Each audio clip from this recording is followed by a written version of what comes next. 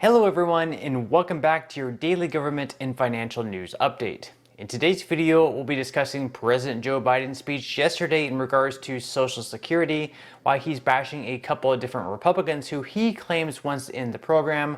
Other than that, I'll also be going over the chances of Social Security beneficiaries receiving a $200 monthly increase if any type of reform does take place. And finally, we discuss updates in the stock market and Bitcoin. Now, as always, I am interested in hearing your thoughts on everything, and I wanted to thank everyone for giving my videos likes and sharing them, as that certainly helps push these videos out to other people like you. Okay, so President Joe Biden spoke at the White House on Tuesday in regards to the future of Social Security and Medicare, where instead of talking about his own plans in regards to Social Security, he instead used the time to attack Republicans, most notably Senators Rick Scott and Ron Johnson.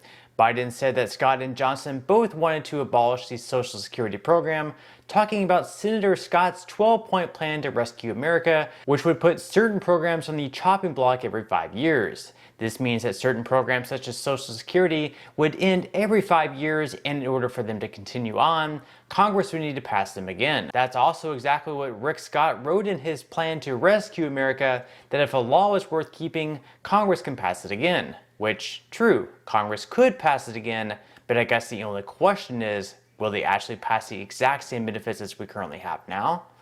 Of course, when Rick Scott has been asked about ending Social Security every 5 years and needing it to be passed once again by Congress, he's denied it, which really isn't all that surprising considering just how popular the program is. And also, he is a senator in the state of Florida, where a lot of retirees live, so it wouldn't exactly be the smartest move to say that you want to end Social Security. At least, not the best way to get reelected. Then, Biden went on to bash Senator Ron Johnson of Wisconsin, claiming that Johnson wants to put Social Security on the chopping block, not every 5 years like Scott, but every single year. This came from a radio interview last month where Johnson talked about lowering our national debt and that 70% of all federal spending is mandatory, so it lacks proper oversight as a result.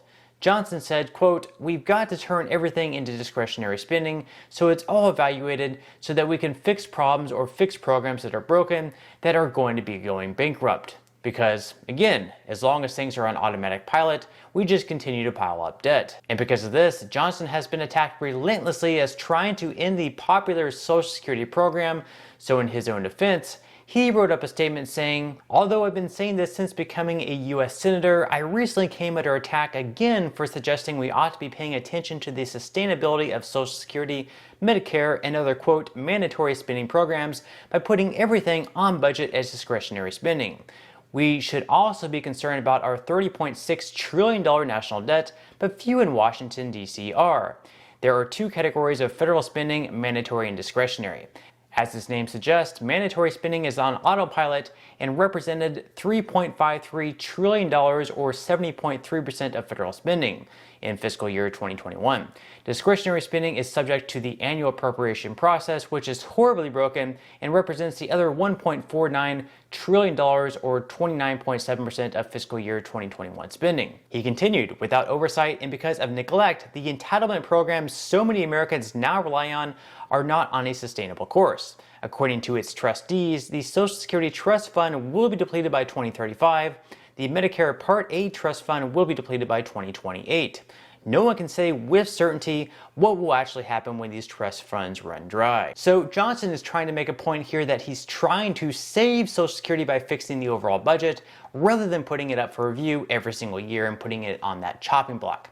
Again, Biden did not spend any time yesterday talking about his own plan, but it is worth noting that in the past, he's personally called for cuts to the Social Security program as well. So back in 2007 when he was running for president, for example, he proposed raising the full retirement age. And now, as I mentioned in yesterday's video, he actually currently has a 4-point plan for Social Security, which he didn't really go over that much yesterday, which includes increasing payroll taxation on those earning over $400,000 per year, boosting the special minimum benefit, lifting benefits for older beneficiaries, and also switching the way that the cost of living adjustments are calculated. One thing that he no longer mentions, although it was one of the things that he campaigned on, was raising Social Security benefits by $200 per month. In doing so, people on fixed income would be able to keep up with the rate of inflation much better, and also it would help make up some ground on unfair adjustments that beneficiaries have received over the last several years, just because the CPIW way of calculating the cost of living adjustment. Now, by having the cost of living adjustment based off the CPIW rather than the CPIE, those receiving benefits haven't received nearly as much of an annual increase as they really should have received. In fact, over the last 20 years, the CPIE has been around 60% higher than the CPIW, which really goes to show just how unfair basing the COLA on CPIW is. So currently there are a couple of different bills out there, one being the Social Security Expansion Act and the other being the Social Security 2100 Act, both of which would change the way in which COLA is calculated. Also, in the Social Security Expansion Act, beneficiaries would receive a boost of $200 every single month. Of the two bills, the Social Security 2100 Act has definitely gained more traction in co-sponsors, and in that one, they would provide an increase for all beneficiaries of 2%, which states say will make up for an inadequate COLA since 1983, which although would definitely be helpful, it is 2% better than zero, it really isn't nearly enough to make up for the amount of benefits lost during that period of time. More than likely though, for them to get anything done over the next couple of years, they would need to reach some type of bipartisan deal, which means that Democratic lawmakers giving into some of the things that Republicans want, and Republicans giving into some of the things that Democrats want. The good thing here is that switching the way that the COLA is calculated over to the CPIE method is a bipartisan issue, so in the future we should see more adequate raises, and speaking of COLA, in just a couple of weeks, we'll know exactly how big of a raise that beneficiaries will receive. That's because on October 13th, the final number of the three that get average for the CPIW will be released, and right now, according to the Senior Citizens League, it is expected that beneficiaries will receive a boost of right around $150 per month, or 8.7%. So let's see what happens with that, and in the meantime, I'll definitely keep everyone updated on all the different bills that are currently out there that could impact the future of these Social Security programs, whether that be retirement, SSI, or SSDI. Okay, so quickly moving into some money news before today's video wrap up. Most stocks other than tech ones once again fell yesterday, with the S&P 500 falling by 0.21%, the Dow Jones in the red by 0.43%, and the Nasdaq, the tech stocks, were actually up in the green by 0.25%. Futures for today so far are down once again though, with Dow futures in the red by 0.31%, S&P 500 futures down by 0.55%, and Nasdaq futures also in the red by over 1%. Now, whether or not I'm able to upload a video tomorrow or Friday, or perhaps even over the weekend or next week, let's hope not, let's hope it doesn't go on that long, is really completely dependent on how destructive Hurricane Ian is. I'm here currently writing it out in Florida, so I'm hoping things aren't too bad, that everyone stays safe, and we can get past this without losing any lives. So I'm really hoping for the best. I don't think things will get too bad where I'm at over here in Tampa, as a lot of it seems to be pushing more towards the east, towards Orlando. But regardless, I definitely hope that everyone stays safe during this storm.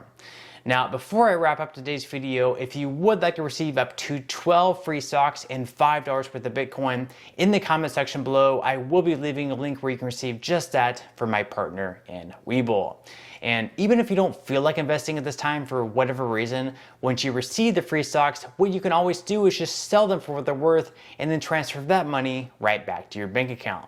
So in total, you should be receiving a value of at least $50 or more. Some people have received over $3,000 in the past, so you can think of this as just some free extra money with just a few minutes of work. But on that note, I'm going to go ahead and wrap up this video. If you enjoyed the content in today's video and you would like to see more like it, I would greatly appreciate it if you would give this video a like, subscribe, and make sure to ring the notification bell. That way you won't miss any of my future videos. And until next time, I hope you have a wonderful rest of your day, and I'll see you in the next video.